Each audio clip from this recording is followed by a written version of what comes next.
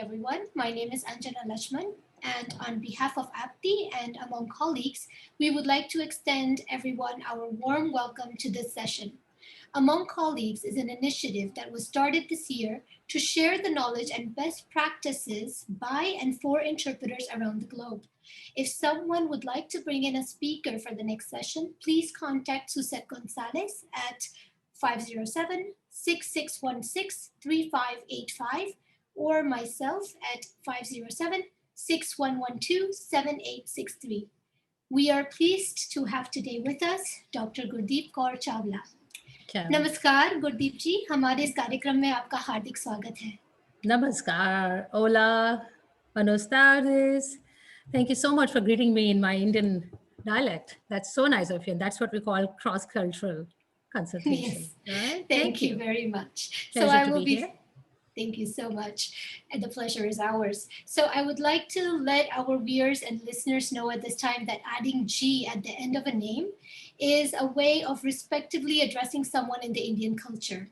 So Gurdeep ji is a successful entrepreneur with a track record of over 28 years working in the field of public diplomacy and the corporate world, involved with articulating messages of the heads of state in different languages.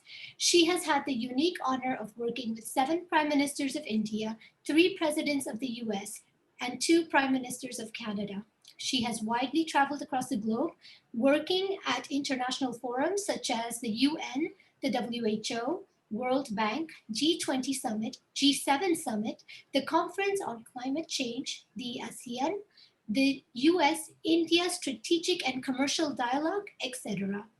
Dr. Chawla is currently the CEO of Indian Language Services LLC, located in the heart of Silicon Valley, California. She has been awarded commendations by the city of San Jose and the city of Saratoga for helping to facilitate communication between leaders of the world's largest democracies. Dr. Gurdeep Chawla, on behalf of APTI and among colleagues, thank you for accepting our invitation to the session. Anjana, thank you. The pleasure is all mine. Thank you. So Gurdeep ji, please tell us how and when did you begin your career as an interpreter back in India, and who do you owe your success to? Thank you, Anjana, for this great question. I began my career right after, in fact, right while I was in the university, Delhi University. I was in my second year of master's degree. And it just happened that I had a glance on a newspaper which asked for a vacancy for translators, actually not even interpreters, in the Indian Parliament. And out of fun, just for fun, I applied, and God had it in my destiny. I got chosen. I had to go through a lot of, hoops, testing and this and that, and interviews and some medical. And I just took it as a challenge, like, okay, I'm still continuing to study in university. And my objective was to go and do my PhD and then, come back to my college, St. Stephen's College, and become a professor there. But destiny had something else for me. And there, I became a translator, and I just joined for a few weeks just to get a taste of it and just to see if I can get some seniority there. And there, I saw somebody actually preparing for interpreter's exam with headphones and everything. And he's listening and talking at the same time. I'm like, what's this craziness going on? This person is listening and talking at the same time. How can it be possible? And I asked him politely, like, what is this? So he said, this is called interpretation. It's live translation, you can call it, or interpretation. And how is it possible? You can either talk or you can speak or you can listen. Yeah, and you can't do both things. You cannot do both. For a layman, it's impossible. And he said, you want to see it in action? I said, sure. So he took me to the actual chamber of the parliament, the lower house of the parliament, House of Representatives. And I really saw it. It's actually happening. And I thought, this is magic. And I would really want to try that. And that was the beginning of, my journey into interpretation field, and rest is all history. Yes, definitely. This career, I must say, is magical. And I give the entire credit for this to the inspiration that my mom gave me. Unfortunately, I lost my mom only last month, and it's been a very tough time for me, but she's the one who inspired me. My dad is the one who inspired me all through, to take whatever career, whatever education you take it seriously, in all seriousness, and do the best. Put your best foot forward. You should be second to none. And the world is yours. She always said, reach for the stars and you'll at least reach the moon. And I'm very, very indebted to my mom, and I miss her today. I'm very sorry to hear that. Thank you. You were well known in India as a parliamentary interpreter, but what happened or what were the challenges that you faced when you restarted your career because you had to move to a new country once you got married Yes. and you moved to the United States? Yes.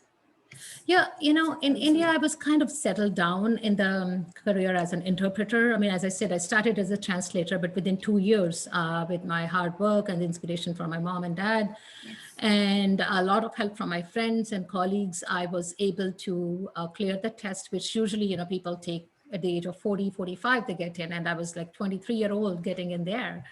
And of course, I had settled in that profession. And then my husband got posted here. So we came to United States with a new dream in our eye.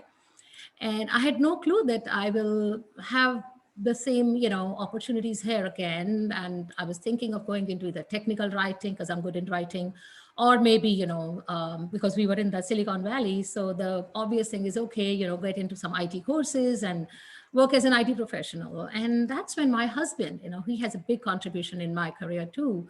He Right. inspired me and he talked me into it. And he said, you know what, you should actually try what you're good at, and continue doing interpretation. I said, but there are no opportunities. He said, start wherever you can.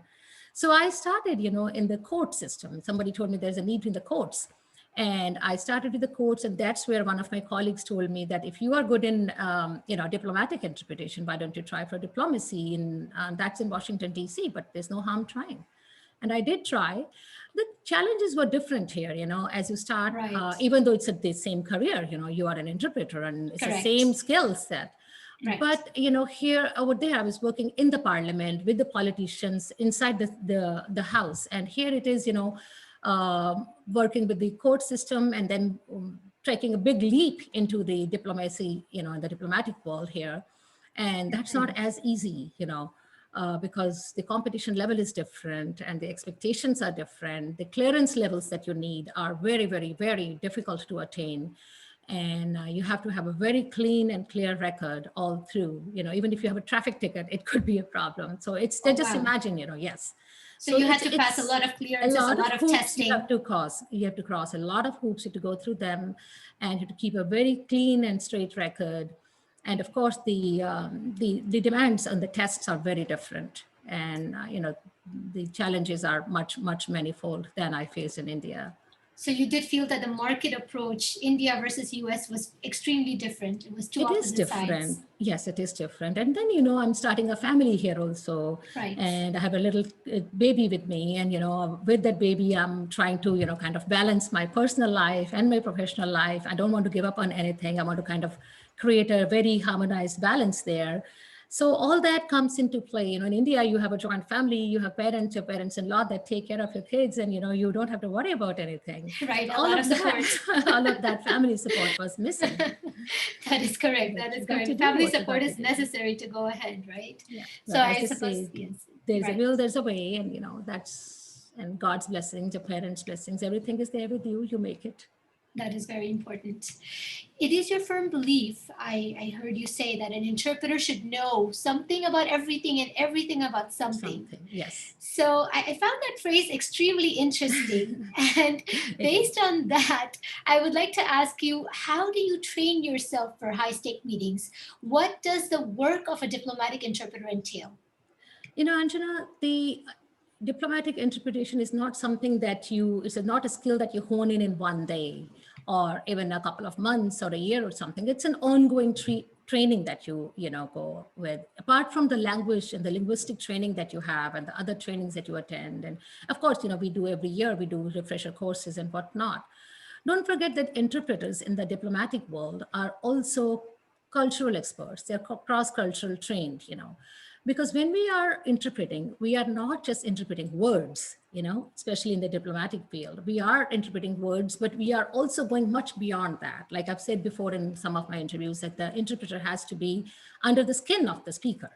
So whatever the speaker says, you need to understand what background is he coming from. For example, if you are interpreting for a meeting in Mexico, and the meeting is between Mexico and, let's say, United States here, in between the premiers of the two countries. Now, it's not just that you need to understand, what he's going to say, and I'm going to just interpret that into English to Spanish or Spanish into English back, but you need to know what this person's background is, what the culture is, and how do they negotiate, what kind of psychology goes into it, what kind of tactics go into it, what kind of skills are they looking at. All of that make the interpretation a very wholesome, a very rounded thing that it brings a completeness into interpretation. Merely interpreting words for word will not bring you to that level of diplomatic interpreter. Maybe you can, get by maybe like, a doctor appointment or a medical appointment or something. But when you come into the field of diplomacy, you have to know what background this person is coming from and what is going on in his mind. Each time that you understand, and this is where I want to encourage the newcomers in our field, the new interpreters are coming into diplomacy, don't just go after the words. Try to understand how is it that the politicians, the leaders think, how do they communicate, what kind of tactics do they apply, what agenda do they have, what are their negotiating skills. Do a case study, see how the WTO world worked or how the NAFTA worked, do a case study, do it, and then understand what goes on. You may not, know everything in that meeting, but whatever you carry from that meeting with you, you can sit down, after the meeting is over, you sit back, try to go over it, understand it, make your own notes. And that is extremely, extremely helpful when you go for the next meeting, because now you know exactly how this leader works, how his mind works. For example, when I was in India and I was interpreting for leaders like Atal Bihari Vajpayee, I was interpreting for Advani ji, LK Advani, and very, very senior leaders, Jaswant Singh ji, and many, many leaders. I knew before they, would even complete the sentence, I knew exactly what he's going to say in his next sentence. They may not have said it, but I knew kind of, this is how it's going to explain. Yes, the interpreters, we call it decalogue, when the person starts, you are a little bit behind, like say 7 or 8 seconds behind the speaker. Right. But to be ahead of him in his thoughts is what a diplomatic interpreter rests on to be successful. If you don't know how his brain works, you are not, I'm sorry. Go ahead. I said, if you don't know how the speaker's brain works, his mind is working, what he's going to say, you're probably going to stay behind. You will be struggling. So that was the cultural part. Now, as interpreters, we are all, of course, also understanding, about the linguistic part.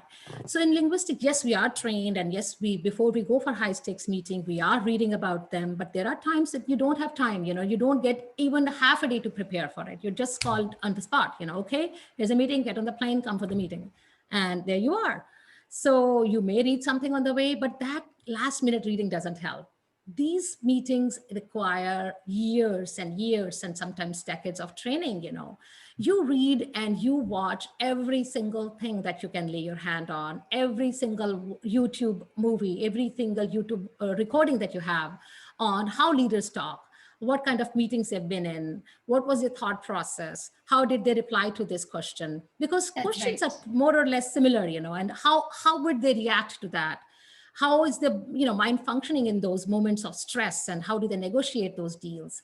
All of that, even a microsecond of that you get. And if you have honed those skills and you're interpreting and this is how it's going to speak, even that microsecond will help you when you are interpreting on the spot for world leaders. It's a huge challenge. It's not just like, converting one language into another. It's not just word for word. It's a lot of background knowledge. It's a lot of background information that goes into it. A lot of training goes into it. Self-study goes into it. And of course, watching, training yourself, anything that you can learn about the leaders, about background helps in the last moment. So I suppose you must be learning, like reading or even studying the body language of the leader that you might be interpreting for, correct? Most definitely. We have to. There's so much that goes there. Of course, we don't put words in the leader's mouth, whatever they say, we have to be very, very, very specifically interpreting the word. Every I has to be dotted and every T has to be crossed. We cannot add anything. We cannot delete anything. We cannot bring personal emotions. But whatever the emotion of the leader is, of the speaker is in the diplomatic arena. We have to bring that in. And that's where, in the United Nations, for example, you must have seen me when I interpreted in the United Nations a couple of years ago for Indian External Affairs Minister, equivalent of Secretary of State in the United States. The main reason was, they wanted me to bring in the emotion of the minister or the prime minister, Modi, when he speaks. If he or she is speaking with a lot of passion, with a lot of which he does, which he does. Look at his body language. He brings in all the emotion and everything. Even if you're not listening, let's say if you lost your audio, you know that he means business. He is there, and that's what United Nations looks like when I'm interpreting there. Look at that. So many people are listening to you. Now, if the prime minister is speaking with a lot of gusto, with a lot of emotion, and you are like going in your own like ethical voice, okay, just word for word, this is what happened, and that's what we want to do, and we want to do this deal and that deal, people are going to lose interest. You're not going to do justice to his speech. And these are the speeches that are heard year after year, not just once all over the world. I mean, of course, when you're interpreting, the whole world is listening. 192 nations, imagine, in United Nations, their heads are there. Yes, that's correct. Even for study and review purposes. Their countrymen are listening to you because you are the voice of the prime minister or the head of the state or the external affairs minister, whoever is speaking. They are listening to your voice and listening to him through you. Apart from that, many years after that, if somebody wanted to hear what did Prime Minister of India say in such and such meeting on such and such year in the United Nations, all they have to do is go into the United Nations website, click on the link, and there you go. So these things are never lost. You need to be on the spot thinking that this is a legacy that you are building. This is a history that you are being a part of, and people can listen to you after many decades even. So there's a tremendous stress at you, on you at that time, at that moment. Can you tell us a little bit about the idioms and nuances, or was there any challenging idiom that you had to interpret at some point? How did you tackle that? Oh, there always are, always. There are so many. And, this is what I learned. And a lot of my success actually goes to the Indian Parliament. Because in the Indian Parliament, we did have, of course, when the Parliament is in session, you are interpreting, morning 11 o'clock till whatever time the budget session, for example, go till 2 o'clock in the night or 2 in the morning. I mean, you are there, you're interpreting, and then, of course, teammates. We have 6 or 7 teammates. We all take turns. But that's where, because, I'm in the Indian arena, and the good, prolific, all these leaders, they use tons and tons of idioms. And I think somehow in Hindi, there's a lot more idiomatic expressions than I've heard in any other language. And, and then there's a lot of colloquialism. There's a lot of, in India, there are 22 languages.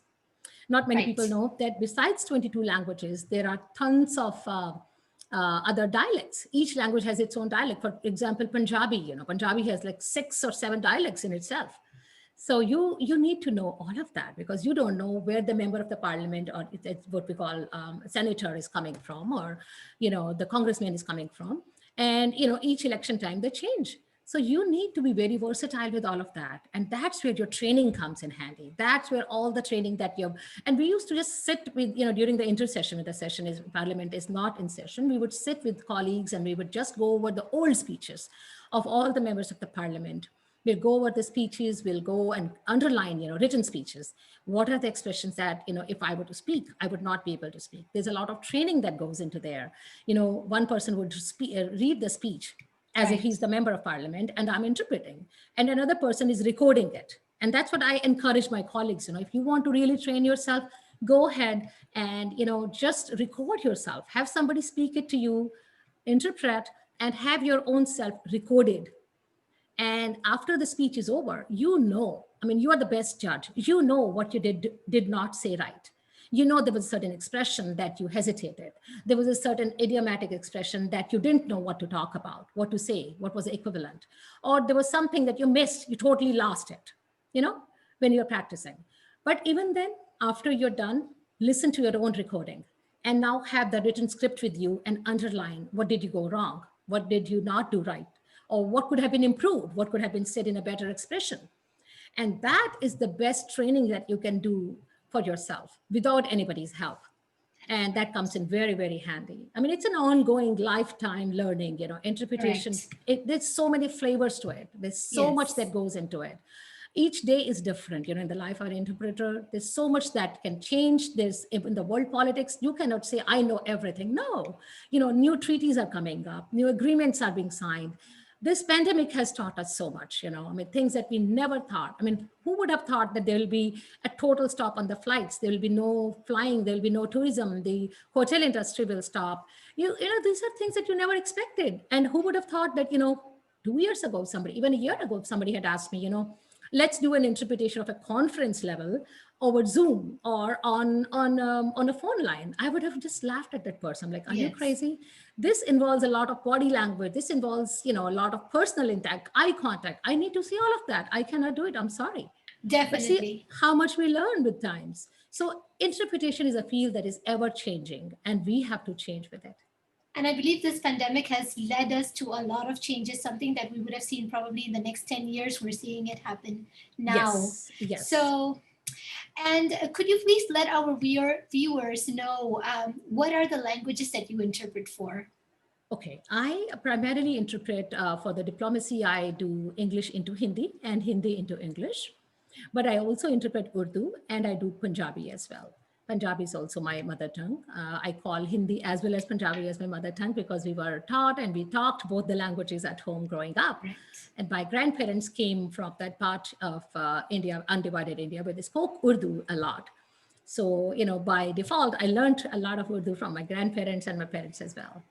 Yes, I think many of us come from that region of undivided India, including my grandparents as well. Correct. So And then I got trained in the parliament in these three languages as well. Oh, wow. Okay. So then you did in the parliament, you did use all of the three languages that you mentioned. Yes, mostly Hindi, but Right. Punjabi was once in a while. Somebody from Punjab wanted to speak. They didn't have anybody else. They would ask me to interpret. So I trained myself in that language as well. And Urdu was, we didn't know, the people, representatives or members of parliament coming from Hyderabad, for example, would sometimes speak in Hindi, sometimes they would speak in Urdu. So we had all of us who were in the Hindi side had to train ourselves in Hindi as well as Urdu. And it was very helpful. Correct. Wow, it is an advantage to know so many languages. Yes, it helps. From India. So you are the CEO of Indian Language Services in Silicon Valley, California. Yes. What prompted you? What made you create this company in 2005 in the US? Okay, Angela, that's a great question. Often people ask me, see, there is no dearth of interpretation or translation agencies in the United States or in India or in the Silicon Valley. But there was an extreme shortage. In fact, there was nothing in the Indian languages side, and people would just call any random agency. If they needed an interpreter or translator, they would call any random agency, and that random agency will call any random translator or interpreter for high stakes meetings, for a conference level. Let's say with Indira Nooyi, she had an annual meeting every October or something, and they would call just, an agency, and the agency would look for the cheapest linguist that's available so that they can keep most of the profit with them. And the interpreter may or may not be even able to deliver, the speech, the interpretation there when they are made to interpret in the booth.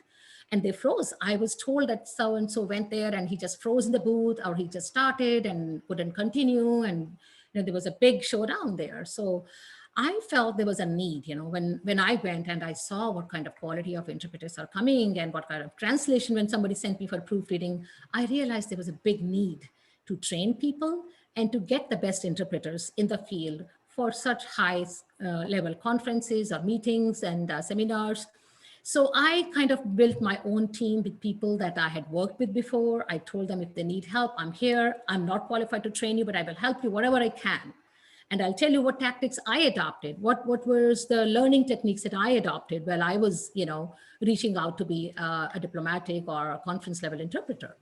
So I built my own team. These are all hand-picked interpreters, each one that was known to me. And then I thought, why not I set up my own agency where people will have some trust. So I decided, I'm only going to focus on Indian languages. I could have gone, as a universal interpretation agency with all languages. Right. I only chose to focus on Indian languages, the 22 languages. There was not much of a need, but the need arose and expanded for Gujarati, for Tamil, Telugu, you name it, Marathi and Malayalam. Of course, Hindi, Punjabi, Urdu were always there. So much so that in about 5 or 6 years, I established this in 2005. And in about 2010 or 2011, I started getting calls for even Spanish, Portuguese, Arabic. And I was just like, okay, I have some interpreters, that I know them very well. And, we always work together. So I started referring them. And then people said, why don't you include these? So now the name is still there and I take pride in it. It is still Indian Languages Services, but we have included a lot more languages, international descent. What are the So languages that are most requested as far as Indian languages are concerned in the US? You did uh, mention that in India you would do a lot of Urdu and yes. Punjabi. How about the US? So US mostly it's Hindi followed by Gujarati. Okay. And you know the reason for Gujarati. Definitely. Everybody knows who comes from India, and Gujarati, of course. And then suddenly there's been a spurt of demand for Telugu. A lot of people are asking now for Tamil, Telugu, and of course Marathi is there, and Punjabi, Urdu. Definitely. We just did, in fact, a Zoom conference on U.S. Grains Committee last week, which went for 3 days, and that they only needed Urdu. They didn't need Hindi. They didn't need Gujarati or anything. So it changes. It varies. Every week the demand is different. But the top languages that require interpretation, Hindi, of course. Definitely. Yeah, it surpasses everything else.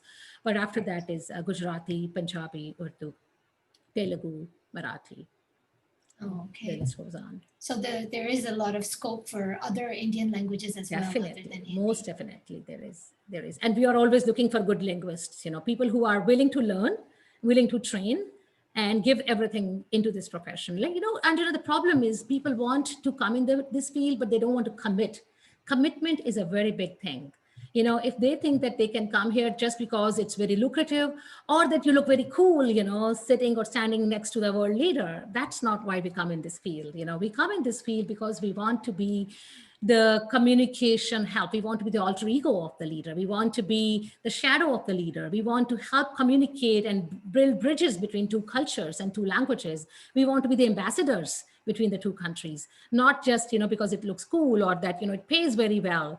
None of those reasons. And to get to that level where you are the cultural ambassadors, you have to be very, very, very well trained, and you need to give that commitment. No matter what happens, you will commit to this profession and you will go for all kind of trainings that it requires.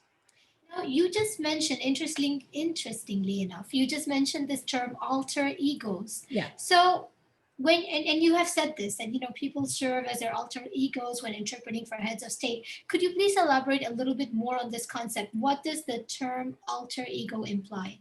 So when you are interpreting, Anjana, that's a great question.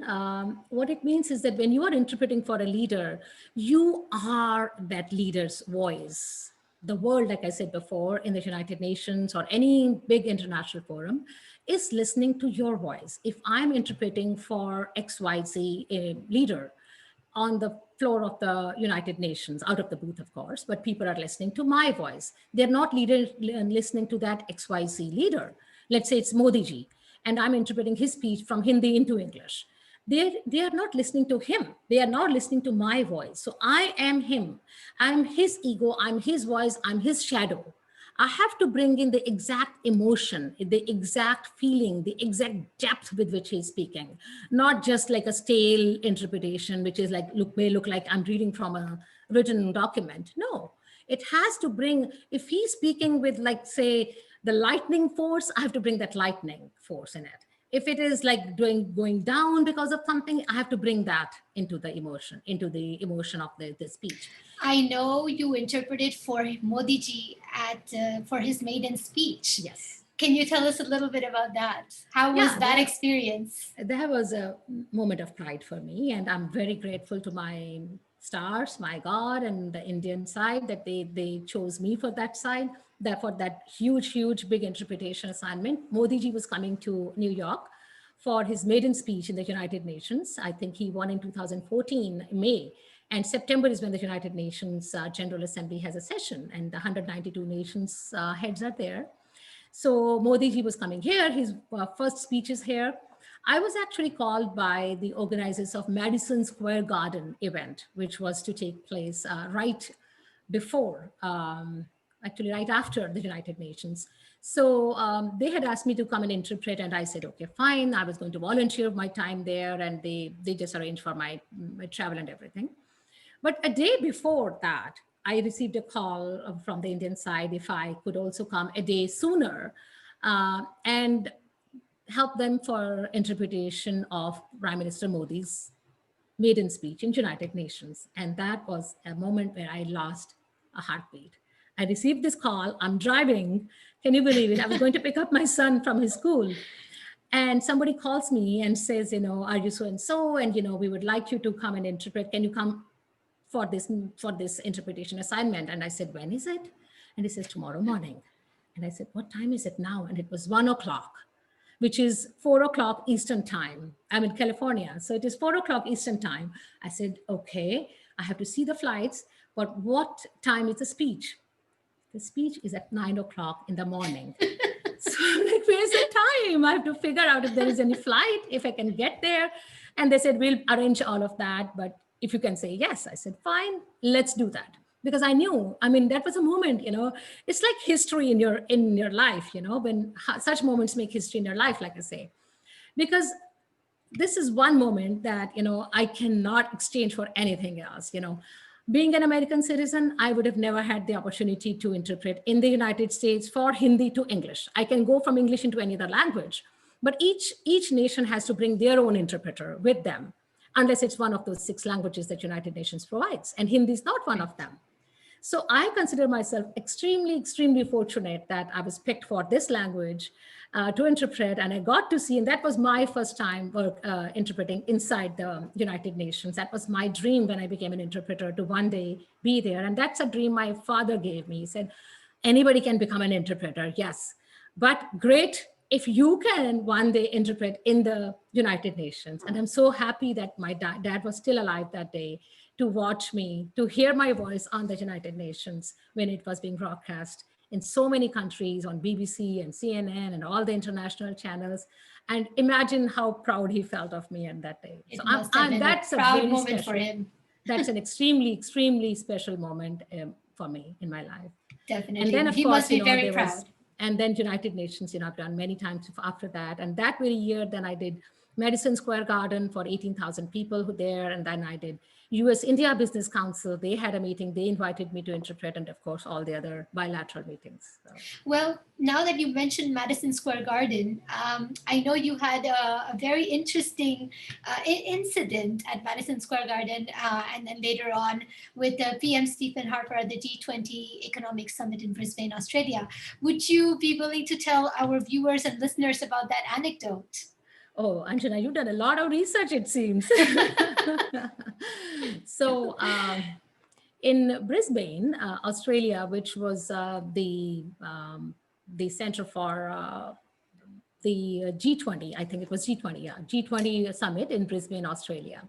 Prior to that, like I said, in 2014, I had already interpreted for Prime Minister Modi ji at the United Nations and other bilateral talks between US and India and other things, and of course, USIPC and other forums.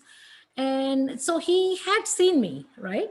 And after that, I go to same year in the month of November. So all this had taken place in September, United Nations and everything else. And November was Brisbane G20 in Australia. And I go there, and you don't expect that people would even remember you, because you're like a fly on the wall, right? Who remembers interpreters? We are supposed to be anonymous, nobody knows us. You can shadows. The story of every interpreter's life. Exactly. So here we are, Canada was the host country. And this time, of course, I was interpreting for the Canada side, not for India or United States or anything. So I'm there with the Canadian Prime Minister. It was Stephen Harper, I remember that even now. And we were the host from Canada's side. So we were sitting in the room, in the chamber for G20 meeting. And there comes the delegation from India's side. Modi ji is leading it. He comes in, and as he's approaching the podium, he looks at me like this.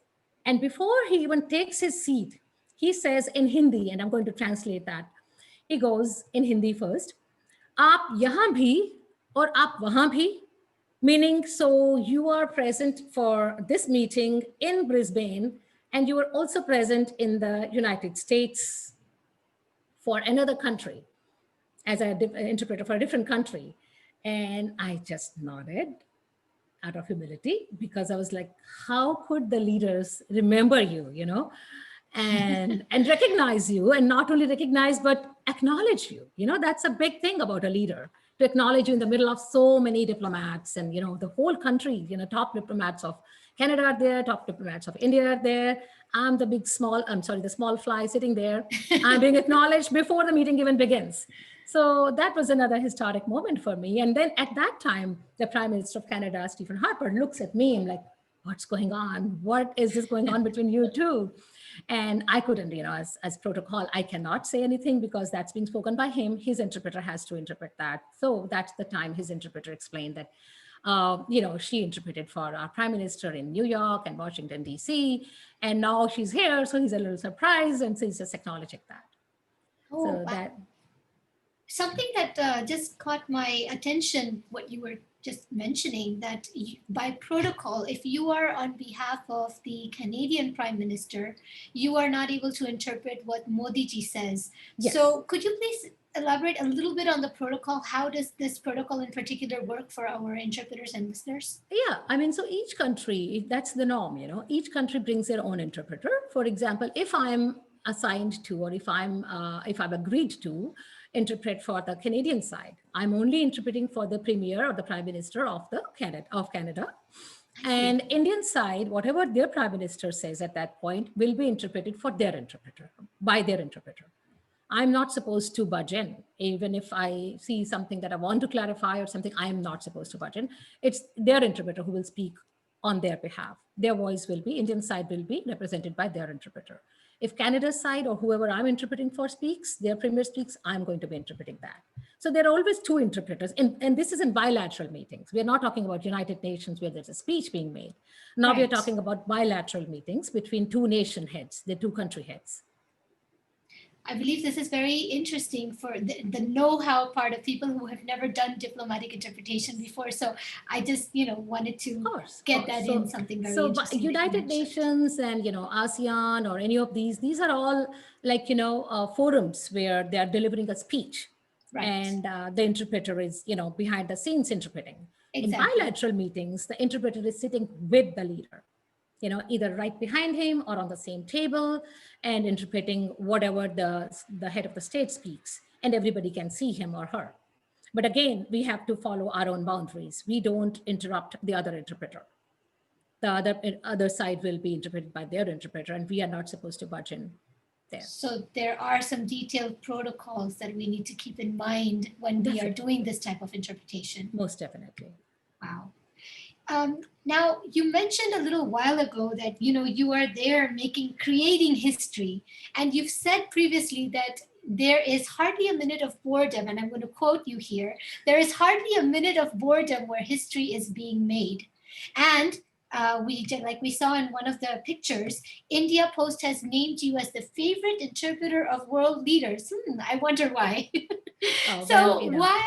So based on that question, I'm sorry, I just wanted to ask you, what do you enjoy the most about being a diplomatic interpreter? And are there any disadvantages? No, Anjana, this is my whole career. This is my passion. This is what I breathe in and out almost, every day. Interpretation is all I've done. Like I said, I was 21 when I came into this line, as a translator. At 23, I'm an interpreter.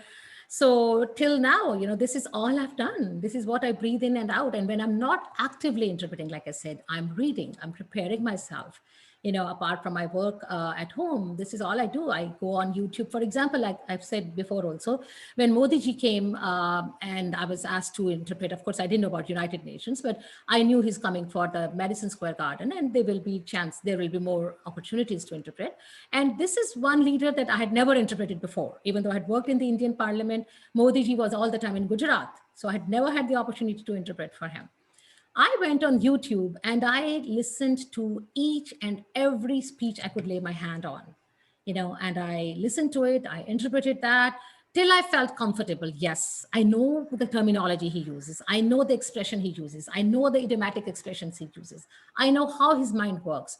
What is he going to say next? So before he even speaks, I know this is how he's going to talk.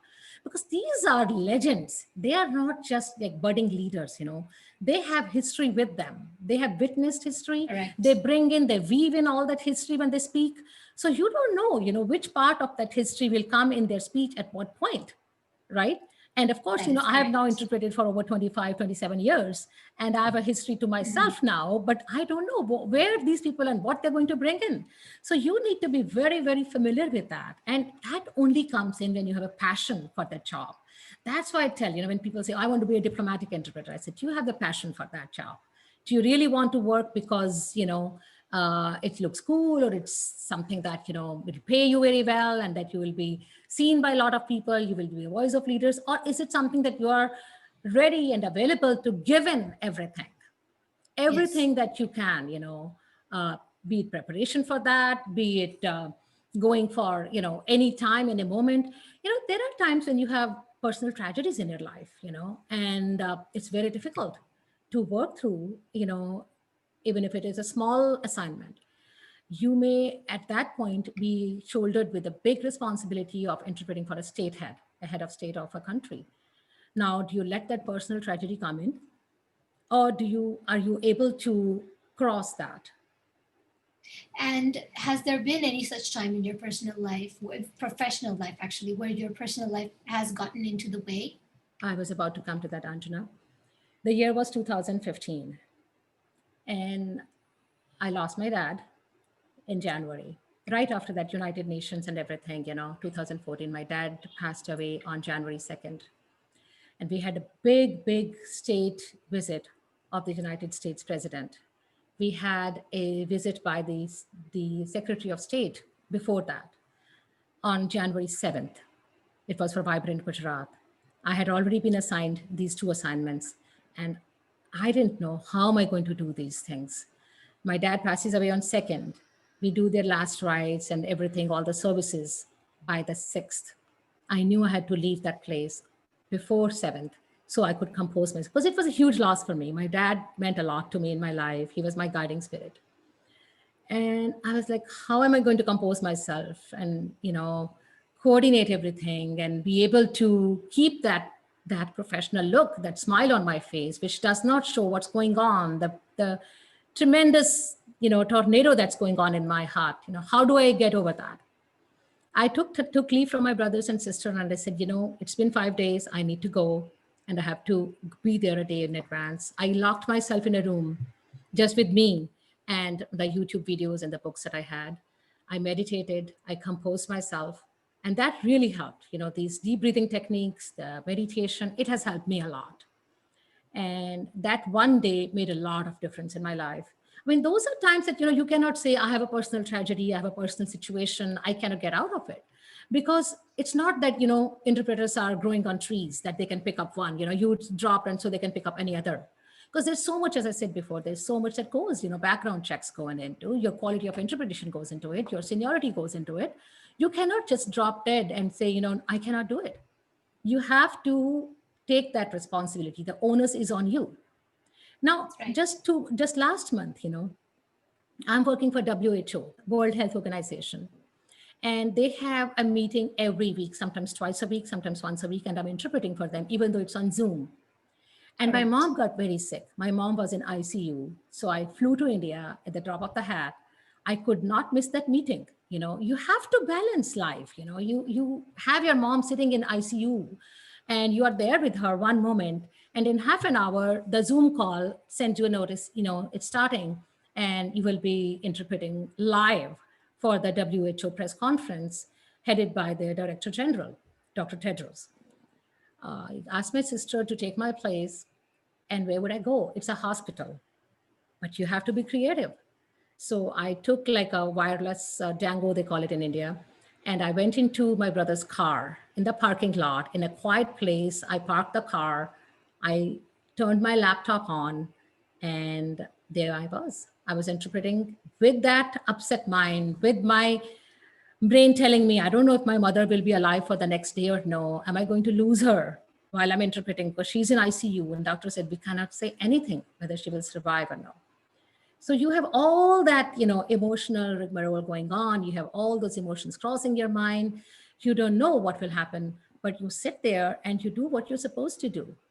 That's commitment, that's the kind of commitment this job requires from you. You cannot just get out of it at the drop of the hat and say, no, find somebody else. No, That's right. you committed to it, you better keep it. That is correct. More often people think that our jobs are very simple, but whatever it entails is far more than what they can imagine. It's true. Yeah. So, and you have said, speaking furthermore about, I think earlier you mentioned about training interpreters, and that you are there to assist Hindi interpreters, you mentioned earlier. So Yes. you said that you would like to share your interpreting knowledge you have gained with other interpreters. Do you have that in your future plans, or is it something already ongoing? Are you creating training programs for interpreters that would like to pursue the path of diplomatic or any sort of conference interpreting in other languages? Yes, Anjana, I am doing the best at the moment that I can, because I have so much going on, right now with all these meetings, conferences all over. But if somebody comes to me and says he or she is interested, I try to tell them all the techniques that I have learned, that I have adopted, and I tell them to do that. And then, once they've done it, then move on to the second phase, which is but I haven't yet professionally started a school. That is on my cards. I've already thought about it, and I want to do that once I'm not too active in the diplomatic interpretation or conference interpretation.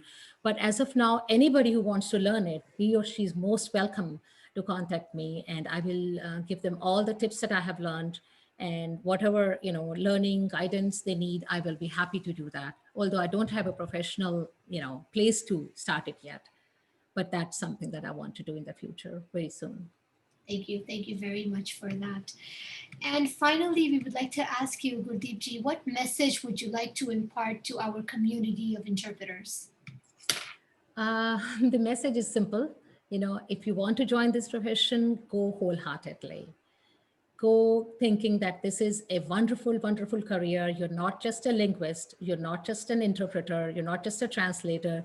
You are connecting two cultures. You are connecting, you're serving as a bridge between two countries, between two leaders at the international level.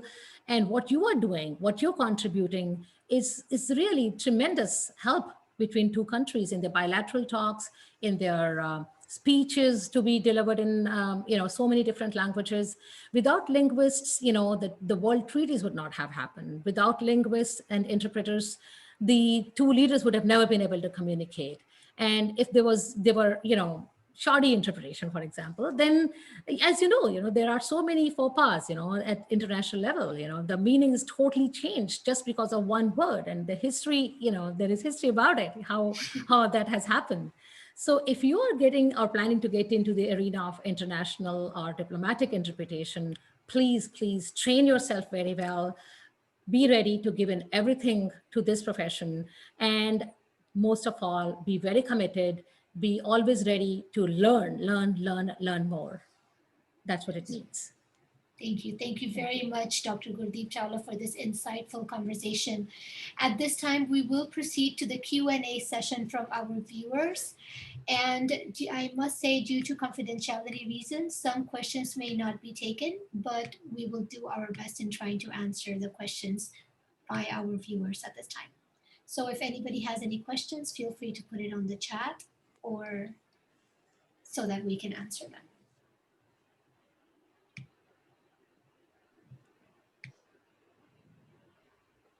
Okay, this is Suzette Gonzalez. I have a question. Yes, is it? Okay. First of all, I would like to thank you for doing this for us. We know it's a Saturday when we know that you're super busy. So we really appreciate the time that you're taking to enlighten us with your knowledge. And it's awesome. It's awesome to hear from you. You're an inspiration for us, Thank you. for those who are very passionate as well as you on this profession. And that's exactly what Anjana and we have been following you on, on So sweet. LinkedIn. And it's awesome. It's awesome It to have tells that the change. way The way Anjana was asking all the questions, I knew she Yes. was following me.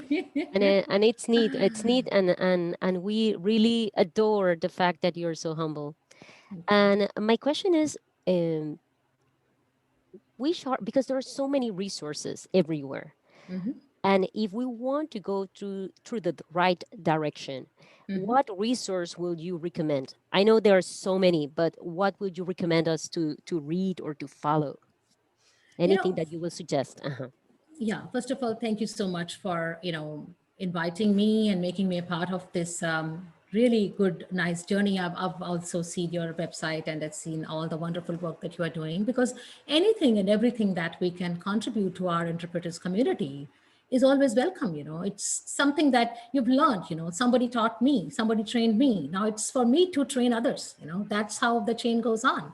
We want quality in our professions. We want a really quality and interpretation that is, rendering the meaning truthfully, and not just, something there, something here, and or losing the total meaning. So we want that professionalism to come in our interpretation. And for that, it's for us who have spent so many years in this field to train others, the newcomers who are coming in. And that's why I said, I highly, highly encourage them to go and read some of these case studies, of the previous treaties, watch the videos, go on YouTube, see how different leaders communicate, how they are. It's not just, as I said from the beginning when Anjana was asking me, it's not just about translation or interpretation. It's about how they are communicating, how they are negotiating, what kind of skills they are bringing, and what kind of tactics they are using, and how they negotiate, how the two leaders are negotiating with each other.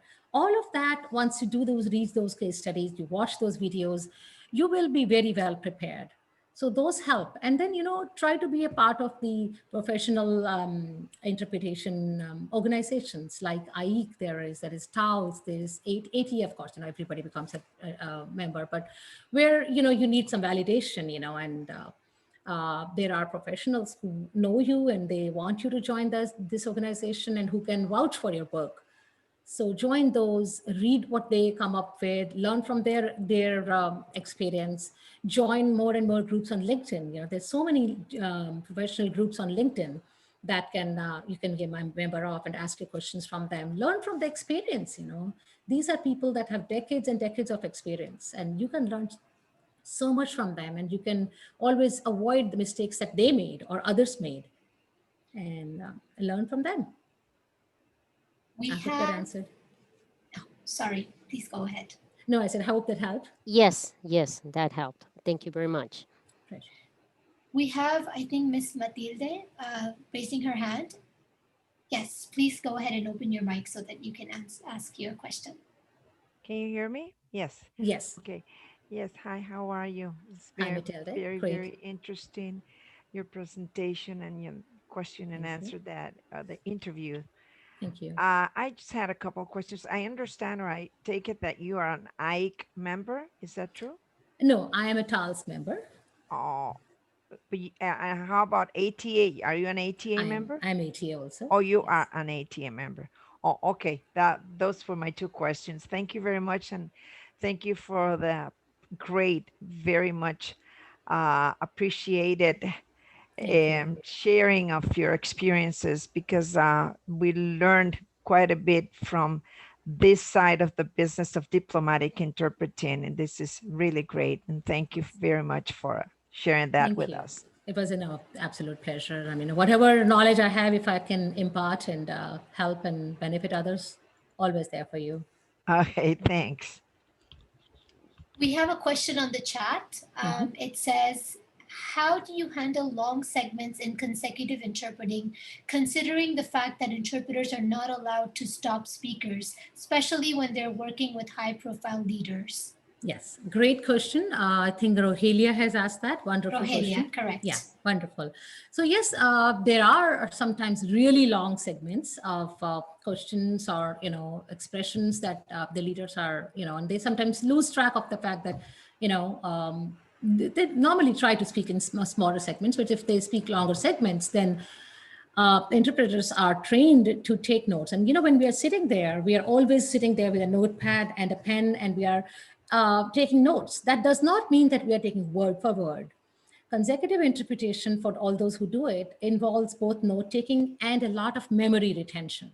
So you are taking notes in your own little shorthand, signs, symbols, whatever you have, and you are retaining a lot in the mind, So those signs or symbols or whatever scribbles you make are just as reminders to you that this is what's going on. But ultimately, it's a memory.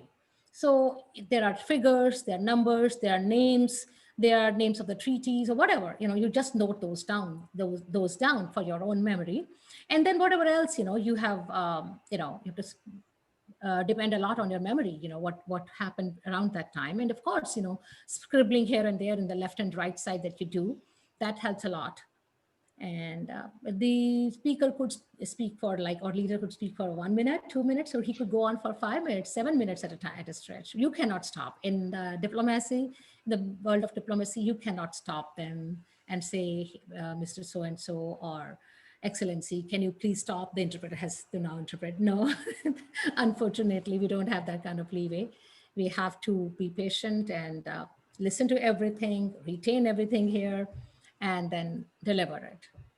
So yeah, we get used to it. And that's where all your practice comes in. A lot of practice goes there and a lot of training goes there. Thank you. Yes, we have APTI. Someone from APTI raised her hand. I think you need to unmute. Can you unmute yourself? Yeah. Could you please unmute yourself? Oh, I'm sorry. Yeah. Can you hear me now? Yes, we can hear you. Good evening. Good I have a little question. You mentioned treaties and agreements of different countries that you need to know about. Mhm. How much do you need to study these treaties, agreements? Because that could mean a lot of work, and sometimes you can't be too sure what is going to come up. For example, say they're talking about a new agreement between two countries, and all of a sudden they refer to other agreements or other international laws. How much can you prepare? How do you prepare?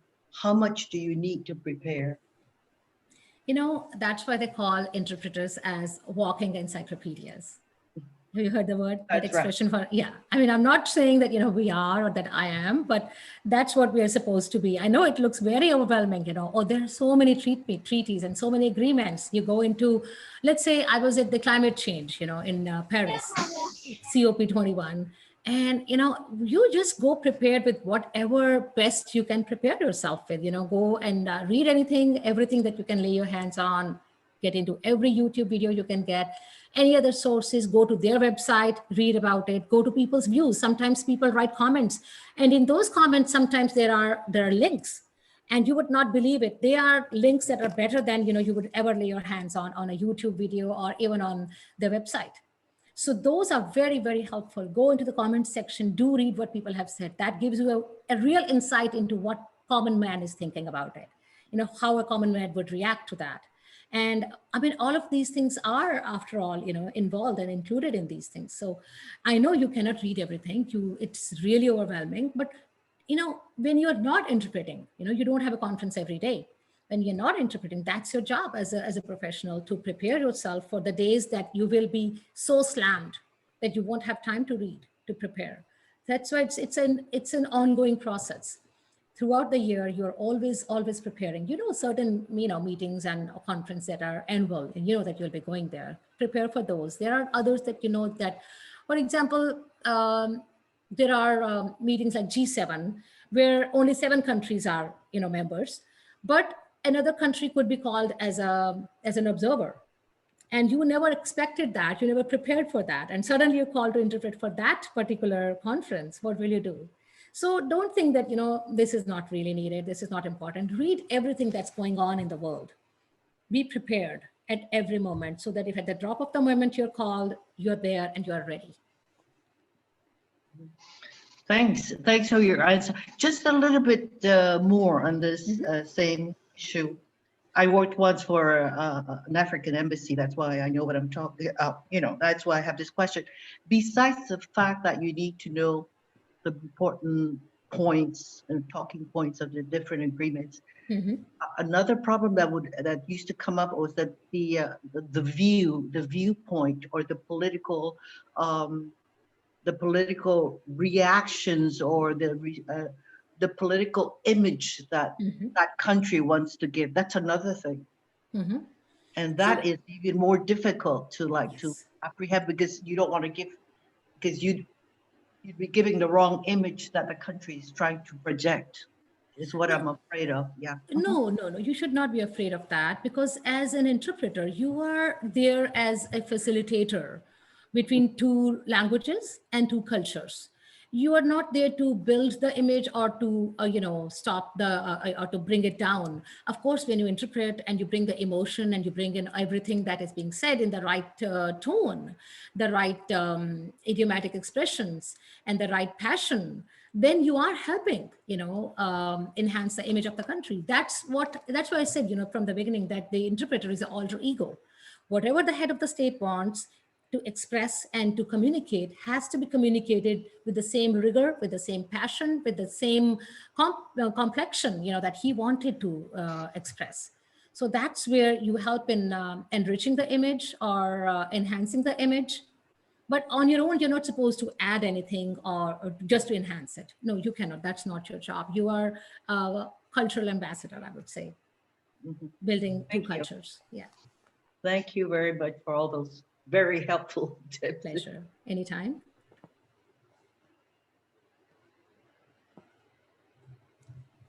Do we have any more questions at this time? Oh, we have one here on the chat, I believe. It's from Lingua SA. Thank you very much, Dr. Gurdeep Chawla, for sharing with us your knowledge and experience. Oh, it's a thankful It's a note. comment. It Thank is you. a comment. Thank Thank you. you. Thank Thank you. you very much. I'm not sure if we have more questions at this time. Suzette? Okay.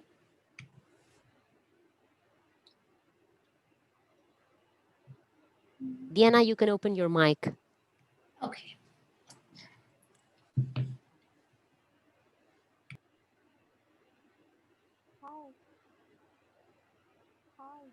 Hi, we can hear you. We can hear you very far away. Maybe if you can adjust the volume a little bit. Hello? Okay, we can hear you better now. Okay. Thank you. Hi. First of all, I would like to thank you for this incredible session. It was very, very enlightening. As a matter of fact, I am new in the profession. I don't have that much experience, so I would like to know how do you know uh, um, how do you know how should you interpret the message? Because as you mentioned, interpreters they don't interpret uh, word for word. Instead, you interpret a message. So I would like to know uh, what is the best way to do that.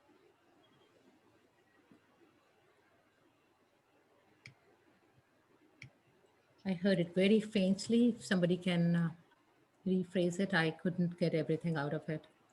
Dr. Gurdeep, I believe she said, and correct me if I'm wrong, she said that, she is new in this profession at this time, and she would like to know that you mentioned that you shouldn't interpret word for word, and that you're supposed to interpret the message.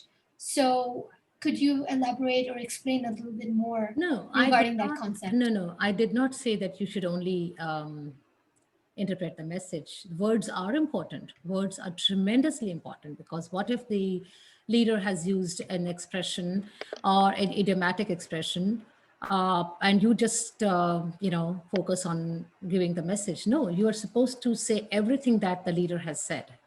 I think there's some miscommunication there. Nowhere did I say that you're not supposed to interpret everything.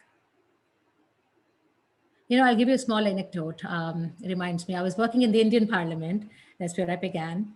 And there was something from the opposition party, you know, some member or a House representative. He spoke, congressman, he stood up and he said something really obnoxious about the prime minister of the country at that time. And the interpreter just summarized it. So the expressions that the person used were really, really bad. So there was a furore on the floor of the house, of the Parliament House. I'm like, oh my God, how could he say this and that and that? And the prime minister didn't, because he was listening to the interpretation. So he did not get the meaning, you know, what was being said, what were the words, exact words that were being used. He just got the message that he said something wrong or something bad about you. He didn't react at all. And the whole house, all the other members who heard the floor language and who understood it, they were causing a lot of, ruckus in the house. And the prime minister was just sitting there. So everybody's like, why are you not reacting? What did he say? I didn't hear anything. So that's why it's very important that interpreters have to be very true to every word that is being spoken. They have to interpret every expression, every idiomatic expression, anything that comes in there. You don't have the liberty to pick and choose, you know, this is what I will interpret and this is what I will not, I'll just summarize it. No. I hope that made it clear if there was a misunderstanding.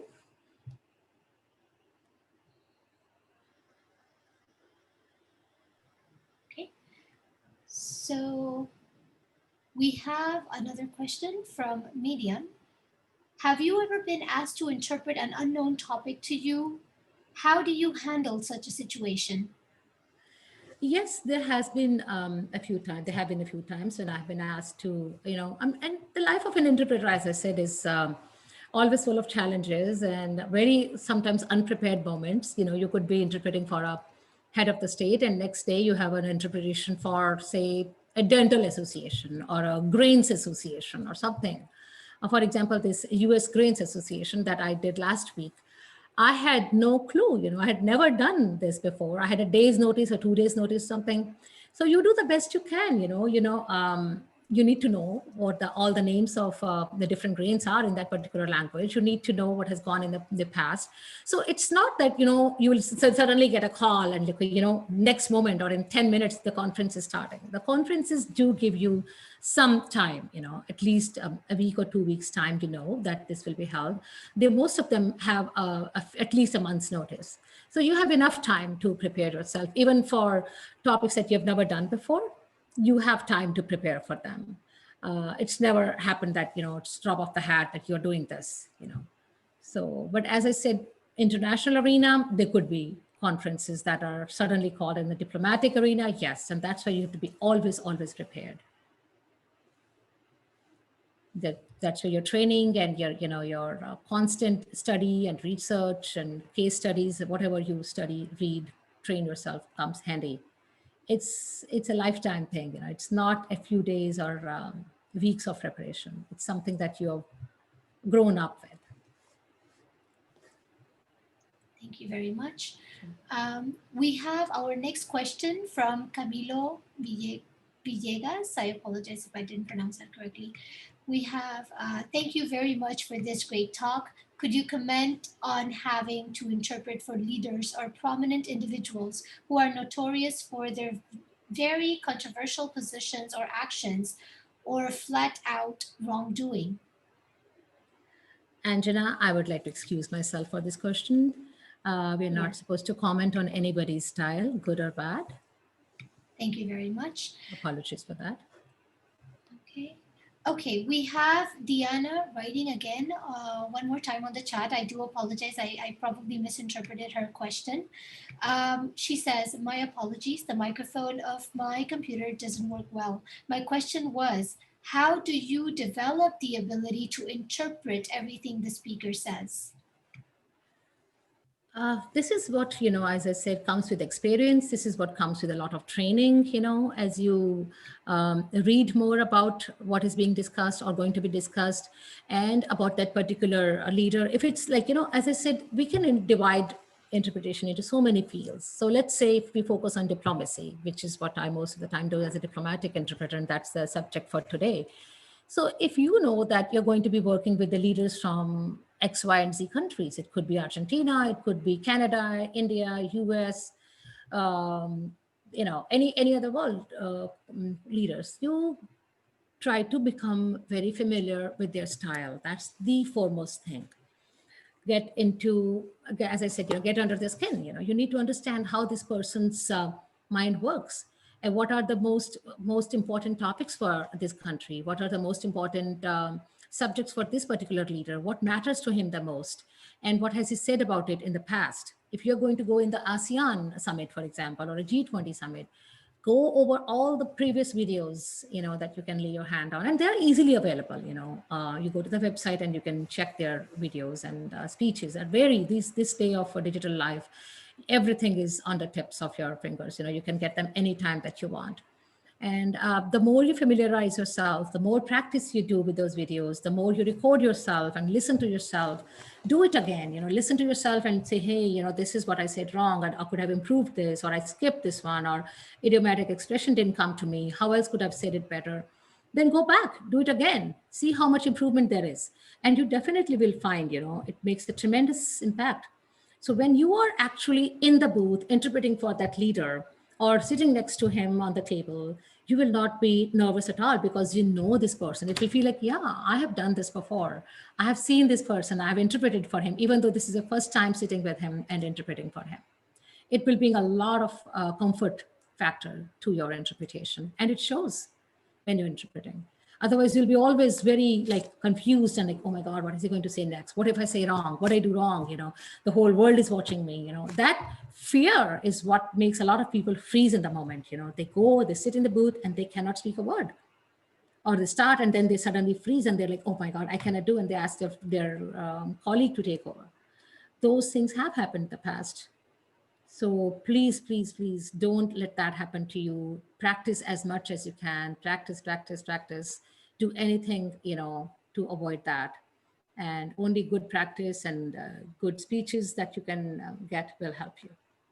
It's a year-long thing. It's not like I will just prepare it just before the conference. That will not help you. That will only make you nervous, because it will overwhelm you so much. So please practice throughout. Thank you very much, Gurdeep. We have a comment here. Words are very important. Thank you very much for sharing, from Edimar. Then we have another question from Rogelia. How do you know how to dress for a particular assignment or meeting? Do you get any formal training for choosing your garments, or have you gotten any formal training for that? And I must say, I have to make a parenthesis here. I love your sari selection. Thank you. So, which are very wonderful. So yes, please. No, it's mostly common sense. You don't dress up very loud. You don't dress up unprofessionally. I mean, of course you don't go in a t-shirt or sneakers or lounge pants or something. You have to be in a professional outfit, whatever represents that country. Most of the time, people are wearing Western suits, like a business suit, and it has to be a little toned down. You don't wear very loud colors in such meetings. And of course, you have to give the image of a true professional, not somebody going for a party or a cocktail or something.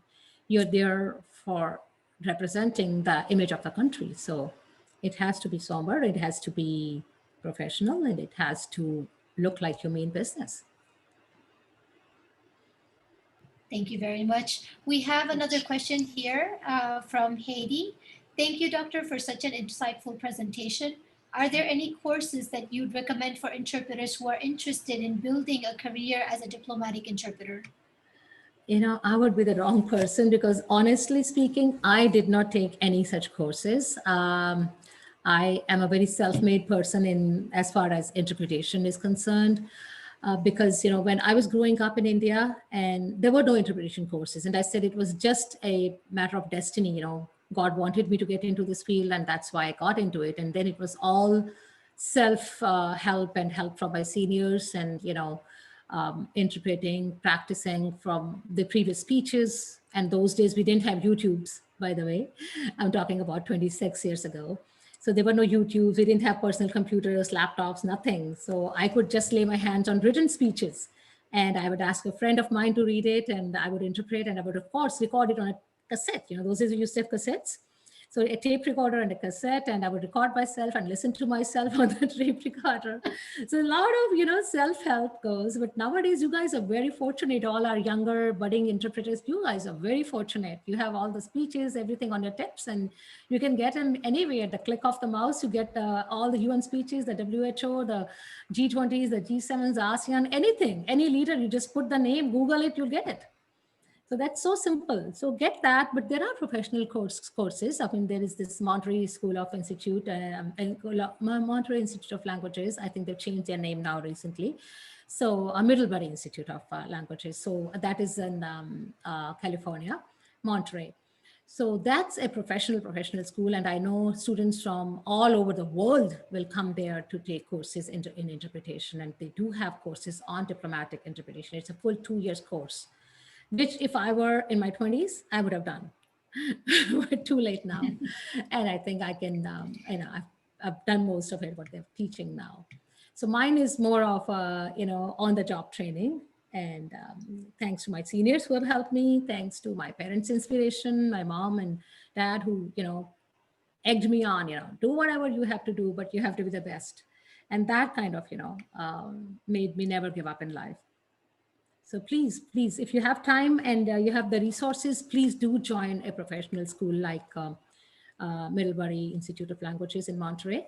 Or if you don't, then do a lot of self-study and a lot of you know, self-training, and try to hook up with all these professional organizations, whether it's on LinkedIn or other associations, like I meant, you know, all these international TALs and IEC and all those members. They're very helpful. They're extremely helpful when it comes to training. You can always approach me if I can be of help.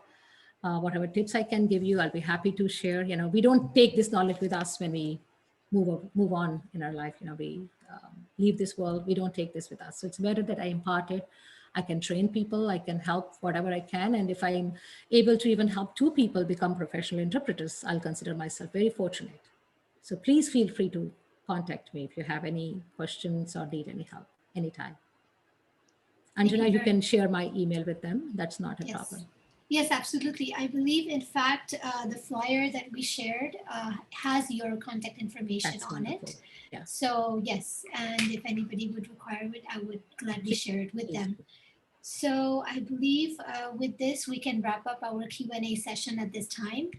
Dr. Gurdeep, once again, thank you very much on behalf of APTI and among colleagues. We would really like to thank you for allowing us your valuable time and sharing your experiences and knowledge with us.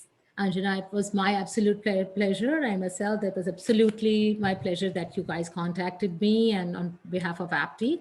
I cannot thank you enough, because this gives me an opportunity to communicate with my community and our set of, you know, colleagues all over the world. I mean, I've never done this kind of Zoom with international interpreters on that side of the world. I've done it in US, I've done it in India, I've done it many other places.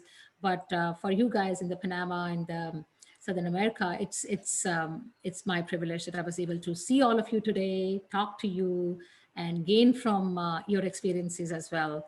It's been a very wonderful, wonderful part of my journey. Thank you so much. And Anjana, just like you started with the Indian greeting, I will say thank you very much. Namaskar. Namaskar. It is an honor for us. Namaskar.